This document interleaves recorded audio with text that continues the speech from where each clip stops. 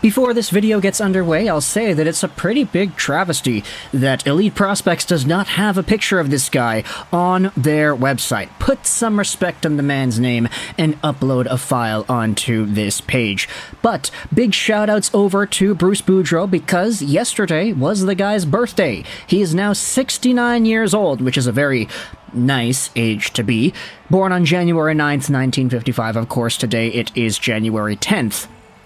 But the reason we are talking about Bruce Boudreau in today's Vancouver Canucks video, despite all of the longevity, despite the career in hockey, despite the career as a coach, is because we had ourselves a piece published on The Province earlier this week by Ben Kuzma, giving out a pretty good Q&A as to how Bruce Boudreau is staying in the game, staying relevant, and opinionated. This article will be linked in the description if you want to go ahead and read it. It is a very nice, long-form conversation about Bruce Boudreau and some stuff that he had to say in regards to the Vancouver Canucks. And in particular, I wanted to go over one comment that he made about the Canucks from this year versus the Canucks from last year. So, this entire thing is going to be linked, as I said. It's a really good piece, lots of good stuff going on about the Canucks. We can go over some of the answers here. What do you make of the current Red Hot Canucks team? I'm proud of them, Bruce Boudreau says. And we'll go to the I will say this part a little bit after. We'll save that for the end of the video. You're a big fan of the combustible JT Miller. Why? Actually, let's go out there and try to zoom in. Can we make this a little bit bigger? You're a big fan of the combustible JT Miller. Why? When they asked me, and management didn't ask me a lot of things, I said absolutely sign him. I think he's great. You can get mad at him for doing some things he did, but I love guys who wear their heart on their sleeve. If you took that away from him, you're taking a lot of his game away. I just wanted him to be him. Miller is now a reliable, responsible center. Are you surprised? No. He's a bona fide center. There are two things I said about JT. Our PK wasn't very good, and we were using other people. Miller said, include me. I was part of the problem. He insisted that he continued to kill penalties. It convinced me that he really cared. He really wants to be a part of the solution, rather than having somebody else do the job. And you know, that's not surprising in the slightest. JT Miller has been so good this season, erasing all the stuff that we had seen under the Bruce Boudreau stint, because if you remember, last year, starting out the season with the Vancouver Canucks 22-23, Bruce Boudreau definitely did not have a firm grasp on bringing the best out of guys like Miller, because for Miller, I mean, he was so controversial because of the lack of effort and because of the attitude and him swearing all the time.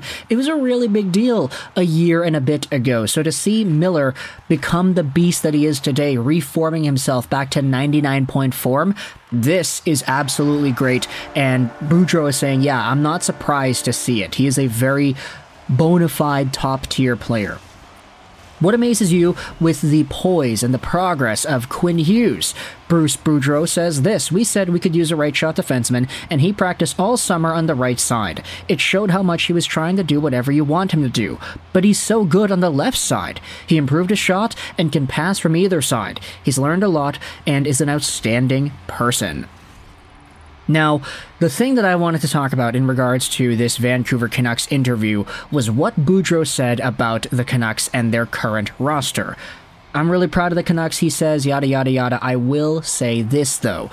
If Thatcher Demko was ready from the beginning of last year, we might be having this conversation live. He had the knee operation in the summer, wasn't able to train, and his start was slower. And then he got hurt again in the groin and missed all those games. I watch him now. Players have extreme confidence. They can make a mistake and know he's going to be there. There's a chance he could win the Vezina. And this is where I'm gonna have to disagree with you, Bruce. And it was actually talked about on Twitter as well. Ben Kuzma tweeted this out. Really proud of them. If Thatcher Demko was ready, then we might have been having the conversation about this last year. And there are some people that are going out there and saying, yeah, no, I don't think it's just Demko. These guys had no system or direction. Attention to detail has been key for their resurgence as well as a healthy Demko. That said, Bruce is a dang legend. Sorry, Bruce, I don't think he could have saved Tyler Myers. Nope, nothing against Bruce, but this team needed a firmer hand on the wheel. This is kind of what I wanted to also bring up.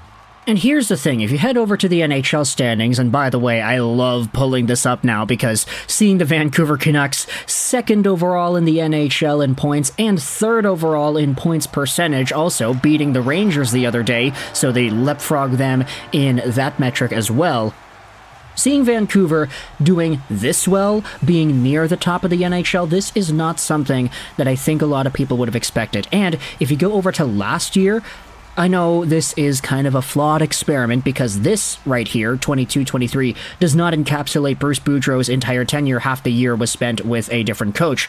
Vancouver was down in the dumps, just barely over 500 on the season, 83 points, 82 games played. They weren't scoring that many goals. They were letting up a lot of goals against. I'll say this, Thatcher Demko doesn't really have any responsibility on the Canucks' goal-scoring prowess.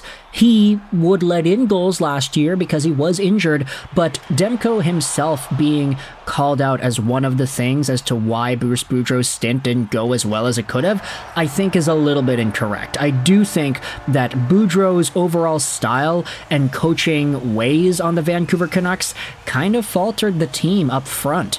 And you saw the entire country club rumors, people saying that the team was a lot lazier than we've seen in the past, how they just didn't really take their jobs too seriously, and even JT Miller said that there was like a toxic environment with the Vancouver Canucks from last season.